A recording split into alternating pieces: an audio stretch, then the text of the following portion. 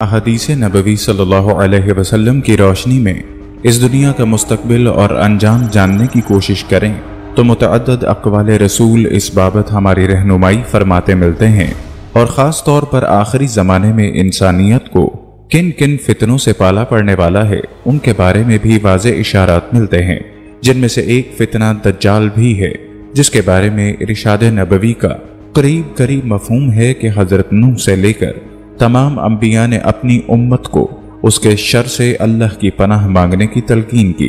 जबकि आज की इस वीडियो में हम ये जांचने की कोशिश करेंगे कि क्या तुर्की यानी कुस्तुनतुनिया आखिरी दौर में एक दफा फिर आलम इस्लाम के हाथों से निकल सकता है, और इससे कबल हालात व वाक़यात की बनने वाली तस्वीर के मुताबिक इस दुनिया और ख़ास तौर पर आलम इस्लाम को किन हादसात का सामना करना पड़े। और आज हम दज्जाल की आमद से कबल करीब दर अय्याम को अपना मौजूए बहस बनाएंगे, लेकिन इससे कबल नए दोस्तों से हमारी दरखास्त है कि वो पहले चैनल को सब्सक्राइब करके साथ मौजूद ना बजने वाली घंटी की अलामत को भी दबा दें। मुअज़्ज़ज़ ख़वातीन व हज़रात, कायनात के इस अजीम फितने यानी दज्जाल की आमद के बारे में जिस हदीस का हवाला दिया जाता है वो जनाब अबू हुरैरा से रिवायत है कि रसूलुल्लाह सल्लल्लाहु अलैहि वसल्लम ने फरमाया कि जब तक अहले रोम अमाक या दाबक जो कि मुल्क शाम के इलाके में है पर पड़ाव नहीं डाल लेंगे, क़यामत नहीं आएगी। और मदीने से एक लश्कर उनके मुकाबले के लिए जब वहां पहुंचेगा तो रोमी कहेंगे कि तुम हमारे और इन लोगों के दरमियान मत आओ जो अपने दीन से फिर चुके हैं, लेकिन जवाब में मुसलमान कहेंगे कि खुदा की कसम हम अपने मुसलमान भाइयों को तुम्हारे मुकाबले में बेयारो मददगार नहीं छोड़ेंगे। और फिर वो उनके खिलाफ जंग करेंगे, जबकि उनमें से 1/3 हिस्सा पीठ फेर कर जहन्नुम का मुस्तहिक बन जाएगा, जबकि 1/3 हिस्सा शहादत के आला मुकाम से सरफराज होगा,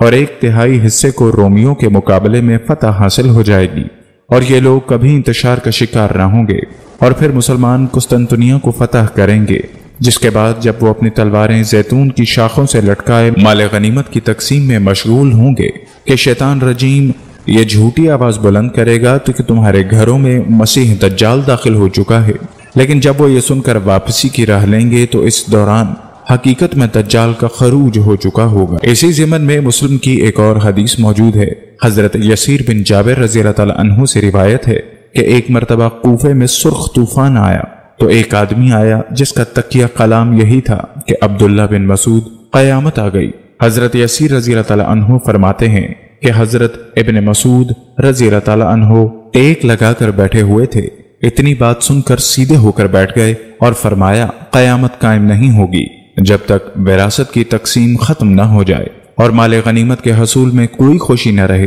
फिर मुल्क के शाम की तरफ अपने हाथ से इशारा करके फरमाया, दुश्मन मुसलमानों के खिलाफ और मुसलमान अपने दुश्मन के खिलाफ यहाँ जमा होंगे। रावी का बयान है कि मैंने कहा कि आपकी मुराद रोमी दुश्मन है। फरमाया हाँ। फिर उस वक्त बहुत सख्त लड़ाई शुरू होगी। मुसलमानों का एक लश्कर मौत की बैत करेगा और कहेगा कि हम गालिब हुए बगैर वापस नहीं लौटेंगे। फिर लड़ाई करेंगे हत्ता कि उनके दरमियान रात हाइल हो जाएगी और दोनों गिरोह यानी मुसलमान और रोमी फतह के बगैर वापस लौट जाएंगे और शर्त भी खत्म हो जाएगी। फिर दूसरे दिन मुसलमान मौत की शर्त लगाएंगे कि फतह के बगैर हम वापस नहीं जाएंगे और लड़ाई करेंगे हत्ता कि रात उनके दरमियान हाइल हो जाएगी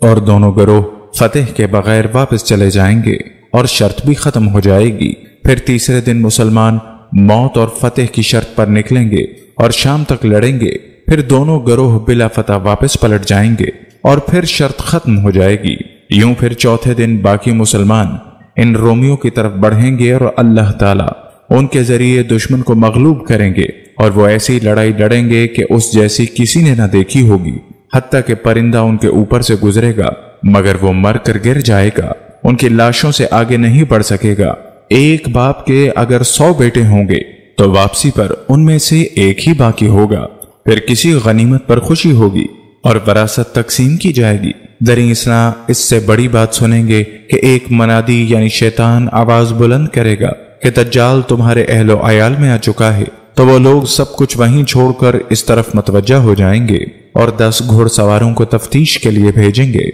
नबी सल्लल्लाहु अलैहि वसल्लम ने फरमाया, मैं उनके और उनके आबा व अजदाद के नाम और उनके घोड़ों के रंग खूब अच्छी तरह पहचानता हूँ اور یہ کہ گھڑ سوار اس دن روئے زمین کے سب سے بہترین گھڑ سوار ہوں گے۔ مسلم 2899 کتاب الفتن۔ ناظرین گرامی، اس دشمن خدا یعنی دجال کے مقام خروج کے بارے میں بھی احادیث میں واضح اشارے موجود ہیں۔ مثال کے طور پر حضرت ابو بکر رضی اللہ تعالیٰ عنہ کی ایک روایت کے مطابق آپ صلی اللہ علیہ وسلم نے فرمایا کہ وہ مشرق کی سرزمین میں ہے اور وہاں سے خروج کرے گا، جسے خراسان کہا جاتا ہے، جو کہ اس وقت ایران کا حصہ ہوا کرتا تھا، جسے آج کے عہد میں خراسان بزرگ کہا جاتا ہے، جس کے کچھ حصے روس، افغانستان اور پاکستان میں بھی شامل ہیں۔ حضرت معاذ بن جبل رضی اللہ تعالیٰ عنہ کی روایت کردہ ایک حدیث کے مطابق آپ صلی اللہ علیہ وسلم نے فرمایا کہ بیت المقدس کی آبادی مدینے میں خرابی کا پیش خیمہ ہوگی، اور مدینے کی خرابی جنگوں کا سبب بنے گی، اور ان جنگوں کا انجام قسطنطنیہ کی فتح پر ہوگا، اور قسطنطنیہ کی فتح دجال کے خروج کی علامت ہوگی۔ ناظرین گرامی، حدیث نبوی صلی اللہ علیہ وسلم کے مطابق دجال کے خروج پر مسلمان اس کے خلاف جنگ کی تیاری کریں گے، اور جب وہ نماز کے لیے اپنی صفیں درست کر رہے ہوں گے اور اقامت کہی جا چکی ہوگی کہ اللہ ان کی نصرت کے لیے حضرت عیسیٰ ابن مریم کو اتارے گا، اور پھر مسلمان ان کی قیادت میں دجال کے مقابلے پر نکلیں گے۔ دجال لعین حضرت عیسیٰ ابن مریم کو دیکھ کر اس طرح گھلنے لگے گا جیسے نمک پانی میں گھلتا ہے، اور اگر جناب عیسیٰ اسے قتل نہ بھی کریں تو وہ خوف سے مر جائے گا، لیکن آپ اس کو قتل کر کے مسلمانوں کو اس کا خون اپنے نیزے پر دکھائیں گے، اور بعض روایات کے مطابق اس کی قتل گاہ موجودہ اسرائیل میں موجود ایک مقام ہے جس کو لد کا نام دیا جاتا ہے، جبکہ حدیث کے وہ الفاظ کے مسلمان جب قسطنطنیہ کی فتح کے بعد اپنی تلواریں زیتون کے درخت سے لٹکا کر مال غنیمت سمیٹ رہے ہوں گے،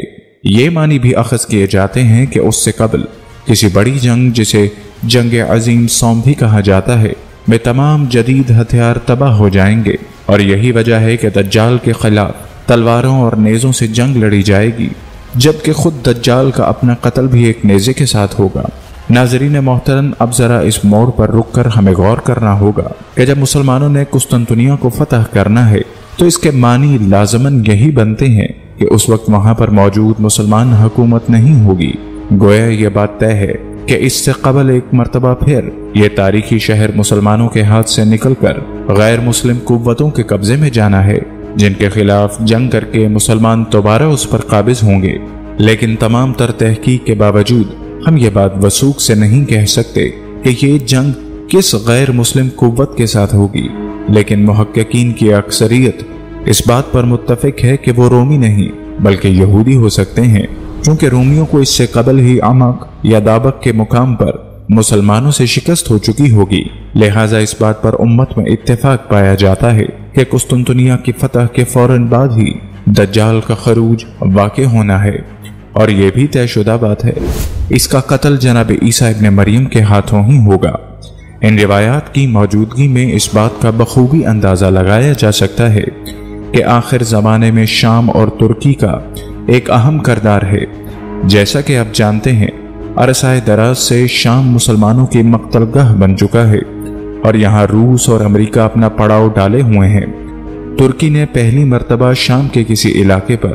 حملہ کر کے کرد باغیوں کے خلاف کارروائی کا آغاز کیا ہے، جس کی مخالفت سبھی یہود و نصارہ نے بھرپور طریقے سے کی ہے، اور ڈونلڈ ٹرمپ ترکی کو سنگین نتائج کی دھمکی بھی دے چکا ہے۔ ادھر 1400 سال کی تاریخ میں پہلی بار 70 سال پہلے یہودی ریاست اسرائیل کا قیام عمل میں لایا گیا ہے، اور حال ہی میں اسرائیل کے وزیر اعظم نے الیکشن کے بعد عراق اور شام کے کچھ علاقوں پر قبضہ کرنے کا عندیہ بھی دے دیا ہے، جس سے صاف ظاہر ہوتا ہے کہ تاریخ انسانی کی سب سے بڑی جنگ کا میدان کسی بھی وقت سج سکتا ہے۔ اس کے بعد قیامت کی 10 بڑی نشانیوں کا ظہور پے در پے ہوگا، کیونکہ قسطنطنیہ کی فتح امام مہدی کے دور میں ہوگی۔